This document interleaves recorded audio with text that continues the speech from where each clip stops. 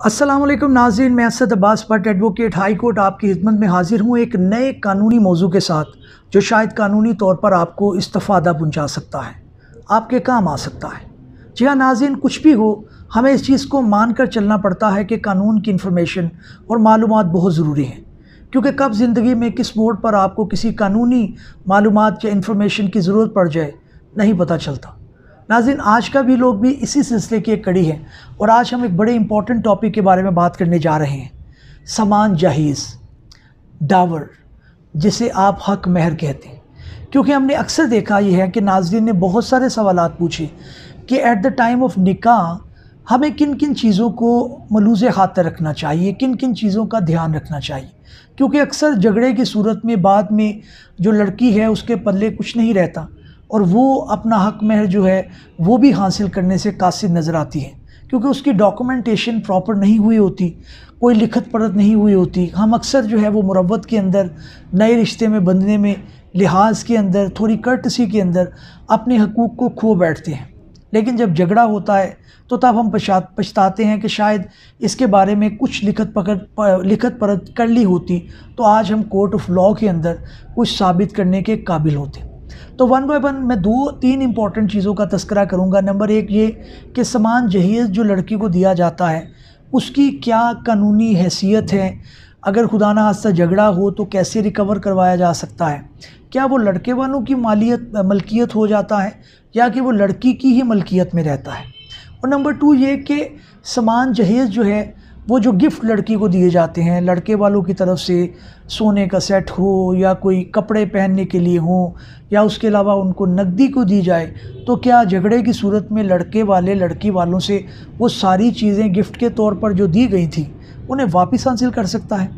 और तीसरे नंबर पर मैं डिस्कस करूँगा जो सबसे इम्पोर्टेंट है कि हक महर को कितना लिखना चाहिए, निकाहनामे में कहाँ लिखना चाहिए, अगर खुदा ना खास्ता झगड़ा हो तो उसको कैसे रिकवर करवाया जा सकता है, और ये कि जो हक महर है उसकी इकसाम क्या होती है। तो आइए अपने पहले जो चीज़ है उससे आगाज़ करते हैं। लेकिन सबसे पहले रिक्वेस्ट आपसे ये है कि अगर अभी तक आपने हमारा चैनल सब्सक्राइब नहीं किया तो काइंडली हमारे साथ जुड़ जाएं, क्योंकि बहुत सारे लोग हमारी कानूनी मालूमात जो हम डिस्कस करते हैं उससे फ़ायदा उठाते हैं। और मैं बड़ा शुक्रिया अदा करना चाहूँगा कि लगभग 4 लाख के करीब लोग जो है हमारी इन वीडियो से फ़ायदा उठा चुके हैं। तो आप भी उसमें शामिल हो जाएं ताकि आपको कोई मसला पेश आए तो आप उसका हल या मसला पैदा होने से पहले ही इस तरह का कोई स्टेप ले सकें इन व्लॉग्स की रोशनी में जो आपको किसी जो है वो बड़े नुकसान से बचा सके।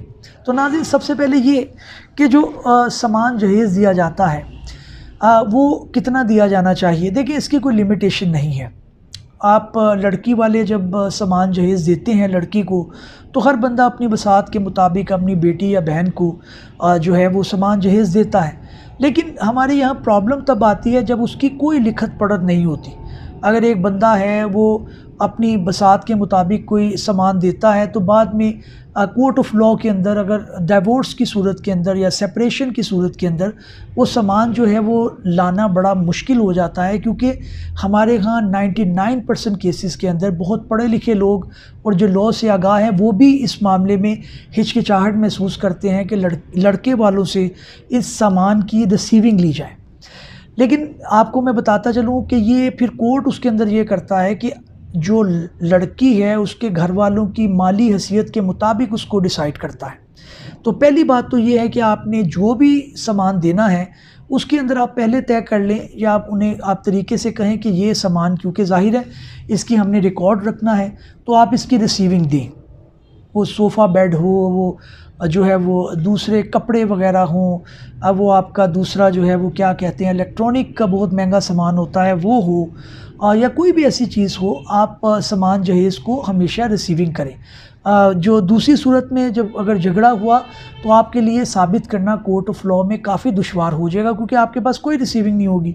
और कोर्ट उस सूरत में सिर्फ ये करता है कि लड़के और लड़की वालों की माली हैसियत देखते हुए उसके ऊपर फ़ैसला करता है, जो कि अक्सर जो है वो फिर कानून के ऐन मुताबिक नहीं होता। क्योंकि कोर्ट ऑफ लॉ के अंदर प्रॉब्लम ये है अदालत की या कानून की कि उन्होंने शवाहिद के ऊपर चलना होता है।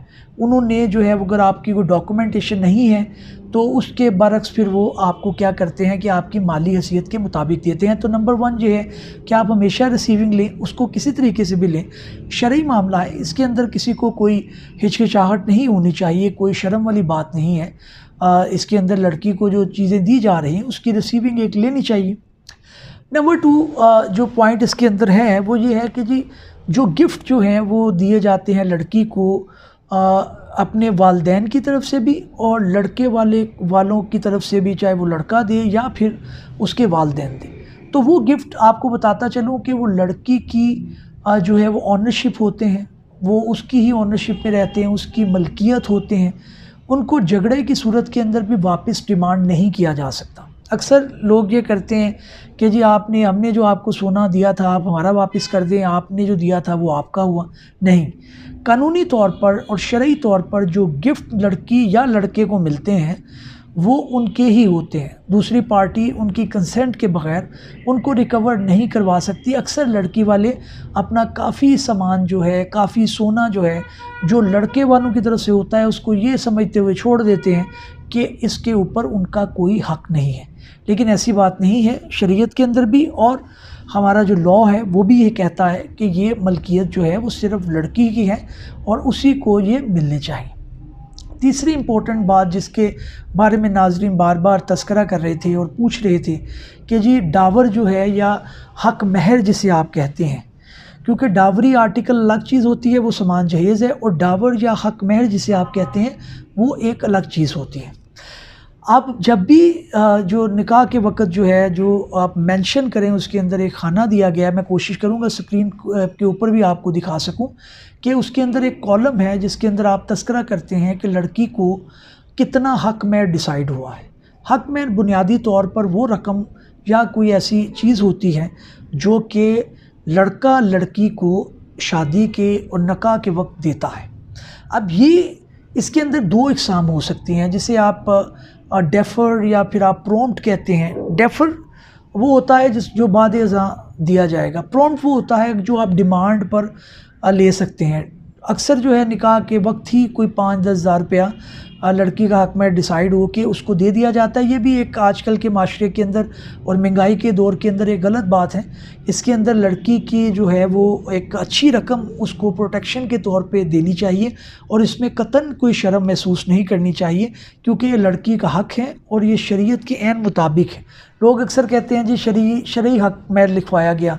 بھائی شرعی حق مہر جو ہے وہ اس سے کوئی آپ کی پابندی نہیں ہے کہ آپ نے بھی اتنا لکھوانا ہے۔ جو پڑھے لکھے ہیں یا جو سمجھتے ہیں چیز کو، وہ لڑکی کا حق سمجھتے ہوئے اسے ایک بھاری رقم لکھواتے ہیں تاکہ ایک ریلیشن کے اندر ایک پختگی بھی آ سکے، اور یہ نہیں کہ لڑکا شادی کی، نکاح کیا اور تھوڑے دنوں کے بعد لڑکی کو چھوڑ دے، اس کے اوپر کوئی مالی جو ہے وہ برڈن ضرور ہونا چاہیے۔ تو 2 اس کی اقسام ہیں، پرومپٹ اور ڈیفر۔ پرومپٹ وہ ہے کہ جو فوری طلب کرنے پر اندل طلب جسے کہتے ہیں، کہ فوری جب لڑکی طلب کرے تو اس کو ادا کرنا لڑکے کی ذمہ داری میں آتا ہے، وہ شرعی طور پر بھی اور قانونی طور پر۔ اور جو ڈیفرڈ ہے وہ بنیادی طور پر جب رشتہ ٹوٹ جائے خدا نہ خواستہ، طلاق کی صورت میں، خلا کی صورت میں، یا پھر یہ کہ لڑکے کی خدا نہ خواستہ ڈیتھ ہو جائے تب بھی۔ اگر خدا نہ خواستہ لڑکے کی ڈیتھ ہو جائے تو اس کی پراپرٹی کے اندر سے جو سب سے پہلے چیز ادا کی جائے گی وہ حق مہر کی رقم ہوگی۔ اس کا اتنا زیادہ شریعت کے اندر بھی اور قانون کے اندر بھی بتایا گیا ہے۔ تو یہ ایک چیز ہے۔ اگر خدا نہ خواستہ کوئی ایسی چیز ہے کہ وہ عورت بھی فوت ہو گئی ہے اور مرد بھی فوت ہو گیا، تو ان کے بچے جو ہیں وہ مرد کی پراپرٹی سے کلیم کر سکتے ہیں۔ تو اتنا زیادہ اس کو ایک ڈیٹ کے طور پر، ایک قرض کے طور پر سمجھا جاتا ہے قانون کی نظر میں۔ اب اگلی جو بات آ رہی تھی جو ناظرین بار بار پوچھ رہے تھے وہ یہی تھی کہ جناب یہ بتایا جائے کہ یہ کیا پاسبل ہے کہ آپ حق مہر کے اندر کوئی سونا لکھوا لیں، حق مہر کے اندر آپ کوئی گاڑی لکھوا لیں، اور اس سے بڑھ کر یہ کہ حق مہر کے اندر آپ کوئی گھر یا پلاٹ لکھوا لیں یا کوئی شاپ لکھوا لیں یا کوئی اپارٹمنٹ لکھوا لیں۔ تو یہ بالکل پاسبل ہے کہ حق مہر کے اندر آپ یہ ساری چیزیں لکھوا سکتے ہیں، پرووائڈڈ کہ دونوں جو فریق ہیں یعنی میاں اور بیوی یا ان کی فیملیز جو ہیں وہ اس چیز پہ ایگری ہوں۔